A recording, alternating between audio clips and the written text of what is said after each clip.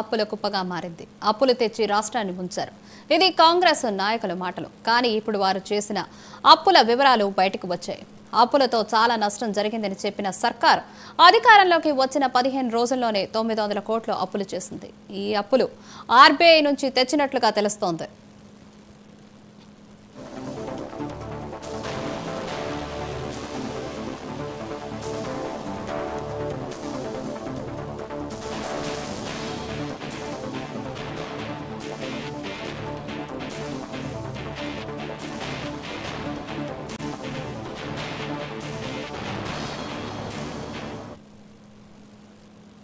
Assembly సమావేశాల్లో అప్పులు తెచ్చారని శ్వేతపత్రం విడుదల చేశారు.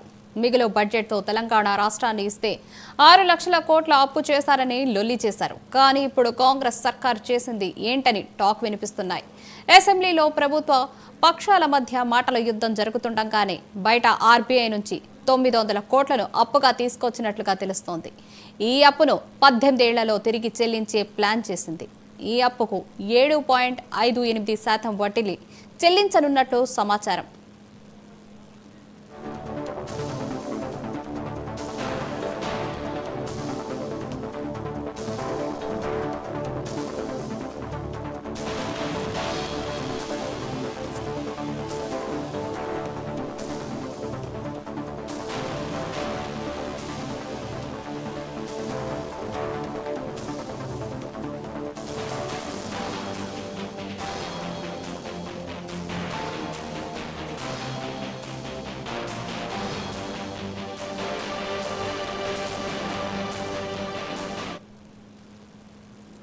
గత ప్రభుత్వం అప్పులు చేసిందని మొత్తుకున్న ప్రభుత్వ పెద్దలే ఇప్పుడు అధికారంలోకి వచ్చి 2 వారాలు అయ్యిందో లేదో భారీగా అరువు తెచ్చారు. దీనిపై జనం నిపుణులు ఆశ్చర్యపోతున్నారు. ఎన్నో మాటలు చెప్పారు. గత ప్రభుత్వంపై అప్పులు కుప్పలు అని విమర్శలు చేశారు. తీరా వీళ్లు చేసిందేంటి అని ప్రశ్నలు బయటకు వస్తున్నాయి. వచ్చుడే 900 కోట్ల అప్పు చేశారని ఇక్కడ జనాలు ముక్కున వేలు వేసుకుంటున్నారు. దీనిపై మరిన్ని అప్డేట్స్ మా ప్రతినిధి నాగార్జున అందిస్తారు. నాగార్జున, చెప్పండి. థ్యాంక్ యూ రూపా. తెలంగాణలో ఏదైతే కొత్తగా ఏర్పడింది కాంగ్రెస్ గవర్నమెంట్ అధికారంలోకి వచ్చిన 15 రోజుల్లోనే 900 కోట్లు అప్పు చేసి అందరినీ ఆశ్చర్యానికి గురి చేసింది.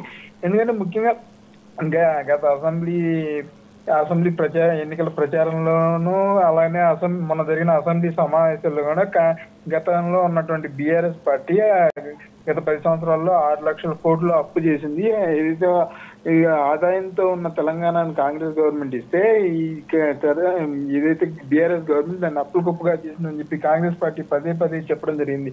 అయితే మొన్న డిసెంబర్ 19వ తేదీన ఆర్బీఐ నిర్వహించినటువంటి ఈ వేలంలో కాంగ్రెస్ పార్టీ 900 కోట్ల అప్పును తీసుకోవడం జరిగింది. ఈ అప్పును 7.58% వడ్డీతో చెల్లించేటట్లు కాంగ్రెస్ పార్టీ ఆర్బీఐ కాడ అగ్రిమెంట్ చేసుకుని అప్పును తీసుకుంది. మొత్తం 18 సంవత్సరాల్లో తిరిగి చెల్లించేందుకు ఈ ప్లాన్ అయితే చేశారు. ఈ అప్పును ఎందుకు చేశారు, దేనికోసం చేశారు అనేది అయితే తెలియాల్సి ఉంది. మొత్తం మీద అధికారంలోకి వచ్చిన 15 రోజుల్లోనే 900 కోట్లు అప్పు చేస్తే ఇక రాబోయే రోజుల్లో ఇంకా ఎంత అప్పు చేస్తారనేది ప్రజల నుంచి అటు ఎవరైతే నిపుణులు ఉంటారో వాళ్ళందరి నుంచి వస్తున్నటువంటి మాట. అసలు దీని గురించి అయితే కాంగ్రెస్ పార్టీ అప్పులు కుప్పలుగా తెలంగాణ మారుస్తుంది అని చెప్పి అసెంబ్లీలో శ్వేతపత్రాలు రిలీజ్ చేయడం, ఆదాయంతో ఉన్న తెలంగాణను అప్పులు పాలు చేశారని చెప్పి కాంగ్రెస్ పార్టీ పదే చెప్పడంతో ఇప్పుడు దీని మీద ఏం సమాధానం చెప్తారని చెప్పి ప్రతిపక్షాలు ప్రజల నుంచి వస్తున్న